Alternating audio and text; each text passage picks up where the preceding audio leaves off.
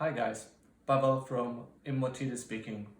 Today I would like to show you the filling of my last build, and the video then will be split into first two parts. First will be about the filling and running the computer, and the second part will be about the story behind this build. So let's start with the filling. I hope that I have enough filling. I use EK premixes. I think one of the best on the market, and mostly the whole build is done with EK components, except the SSD blocks. Okay, almost done. First try, let's run it. It's running.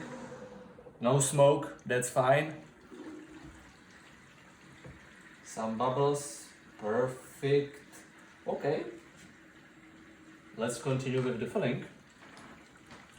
RGB everywhere, that's what we like.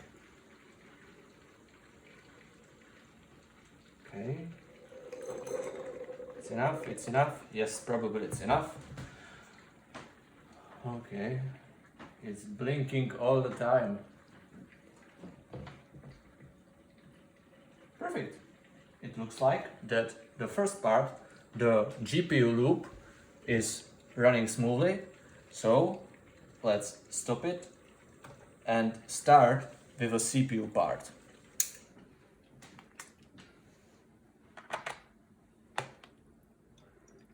Oh yes, it's running through the loops. Loops on this part were too damn long. Okay, I need to add some premix.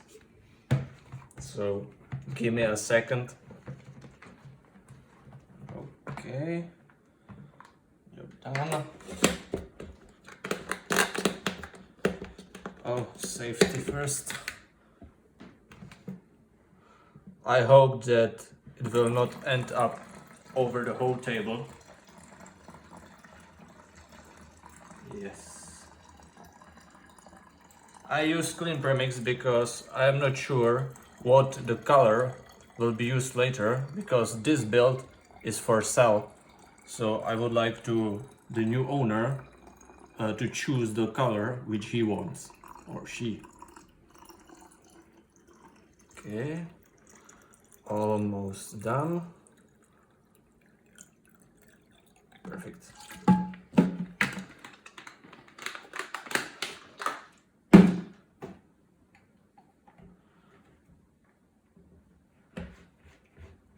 From what I see, we are right in the middle of the filling, so I think that this amount of the premix might be enough, or I hope for it. Okay, we are filling, not leaking, that's perfect. Maybe too much. And now I need to plug the second pump.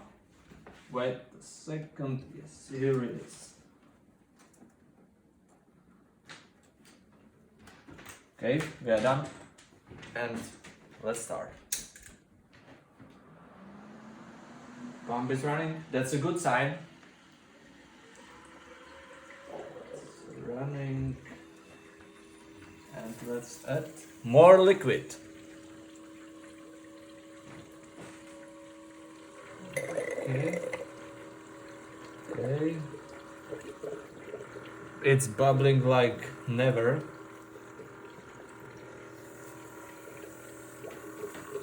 The 4080 radiator is damn big, so we need a lot of fluid, like a lot.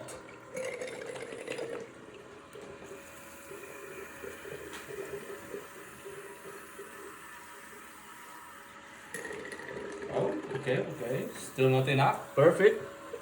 That's it.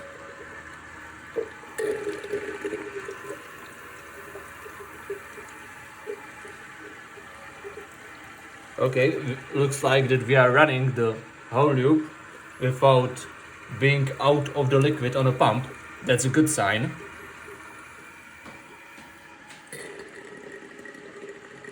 We will need to add more, just in case. Okay, how does it look like?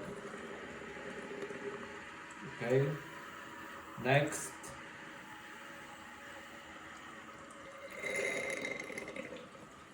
Still need more. I'm almost running out of additional sources, but it looks like it's fine. More or less. Perfect. From the look to the GPU part, I will need to add a bit more of a coolant, just in case. And wait for the rest of the bubbles to disappear. So far, I am very happy because no leaking, that's always a good sign. And I have to admit that bending of the tubes was damn high to bend, for example, this one and then straight to the block. It was not easy, and I think that I need to make like 6 or 7 tries to do this bend perfectly. Okay, it looks that the whole loop is running perfectly, so now I can speak a bit about the history of this build. First, I need to start with that this is my first build, and every single step was a bit painful learning moment for me, because everything what could I have done wrong, I did. First, it started with a motherboard. I bought the motherboard Threadripper third generation, and then I bought this EK block. Perfect choice, I love that block, but there were one small problem. This motherboard is a version 1.1, but the block was made for version 1.0. It means that the block didn't fit to the motherboard, so I had to manually modify the block a bit to fit the motherboard. But problem solved, it fits and it's perfect. Next, there are 256 gigabytes of RAM. Who will ever use it? That's a lot. But well, if you have a Threadripper, then why not to have 256 gigabytes of RAM? Just because you can. Next mistake what I have done was, it's hard to say if it was the mistake or not, but the GPU holder, it's the AMD GPU holder. And problem was that first I placed the GPU like this, and then I found out how I will connect the GPU with the motherboard, because almost all of the slots was or are blocked with the loops. So I have only one slot right there which is possible to use to connection GPU with the motherboard.